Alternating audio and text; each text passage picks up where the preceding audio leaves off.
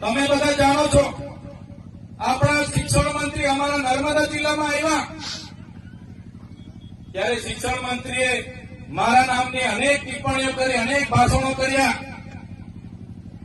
એમણે કીધું કે શું ખોટ પડી ગઈ. ત્યારે શિક્ષણ મંત્રીને હું કહેવા માંગુ છું, તમે શાળાના કાર્યક્રમમાં ઉપસ્થિત હતા. શિક્ષણ મંત્રી તરીકે તમે જે જગ્યા પર આવ્યા હતા એ શાળાનો કાર્યક્રમ હતો અને તમે શિક્ષણ મંત્રી છો. ત્યારે શિક્ષણ મંત્રી તરીકે તમારે એનું ચિંતન કરવું જોઈએ કે આદિવાસી વિસ્તારોમાં નકલી કોલેજો ચાલે છે નર્સિંગના નામે. આદિવાસી વિસ્તારોમાં એક શિક્ષકથી હજારો શાળાઓ ચાલે છે, એની ચિંતા તમારે કરવી જોઈએ.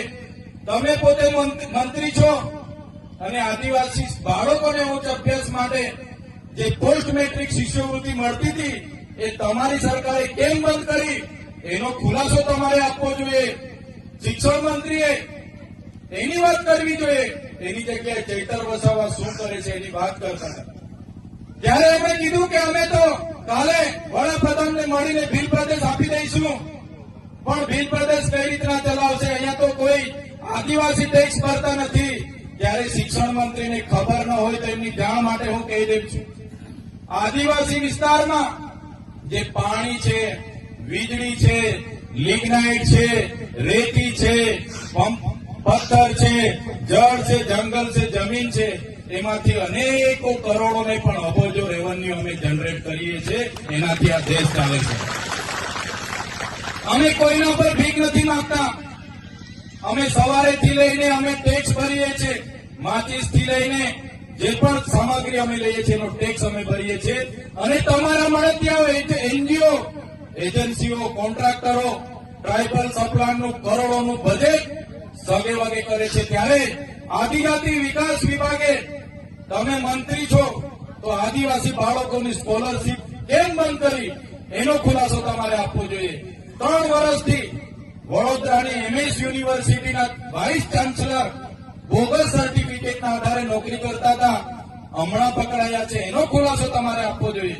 પણ તે આપી નથી શકતા અને હવામાં ફાંકા ફોતારી કરે છે. ત્યારે ભીલ પ્રદેશ અમે કાલે આપી દેવાની મોટી મોટી વાત કરતા હતા. ત્યારે આપણા સમાજના એ પાર્ટીમાં રહેલા નેતાઓને કહેવા માંગુ છું, તમારી સરકાર અને તમારા સંગઠનમાં તો તમારું કઈ ઉપજતું નથી. અહીંયા આવીને ફાંકા ફોતારી કરવાની છોડી દો. આ સમાજ માટે કઈ કરો. તે દિવસે આ સમાજને સિંચાઈનું નર્મદાનું પાણી મળશે. આ વિસ્તારમાં સારું શિક્ષણ તમે અપાવી દેશો. આ વિસ્તારના બાળકોની સ્કોલરશીપ ચાલુ કરી દેશો. બોગસ કોલેજો પર કાર્યવાહી કરશો.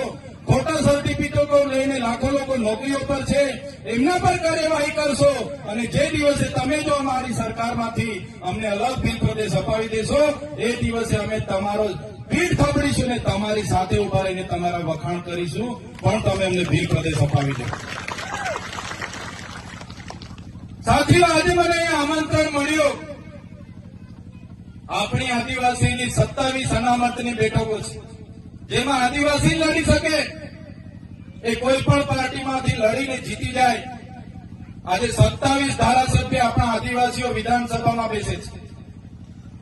પણ આટલી મોટી સમસ્યાઓ વર્ષોથી આપણી ચાલે છે. 73 એની જમીનો બધી દાહોદ હોય, મહીસાગર હોય, પંચમહાલ હોય, કેવડિયા હોય, નર્મદા હોય, આ સરકારના અધિકારીઓ શ્રી સરકાર કરીને બધા એમના મળતિયાઓને આપી દે છે. એક પણ નેતા આદિવાસીઓની જમીનો માટે, એક પણ નેતા આદિવાસીઓના શિક્ષણ માટે, એક પણ નેતા આદિવાસીઓના આરોગ્ય માટે બોલવા તૈયાર નથી. બધાને પોતાની ટિકિટોની પડી છે. જ્યારે પાર્ટી ઊંચી આંગળી કરવા ગઈ ત્યારે ઊંચી આંગળી કરે છે. એમને ખબર છે 2 હાથ જોડીશું એટલે તાલુકાની ટિકિટો એમને મળે છે. પગે પડે એટલે એમને જિલ્લાની ટિકિટો મળી જાય છે. અને ઉપરા પડીને દંડવત કરી દે તો ધારાસભ્યની ટિકિટ મળે છે. એ જ આપણા નેતાઓ પાર્ટીઓમાં કરી રહ્યા છે. આજે હું તમારા મંચ પર આવ્યો છું.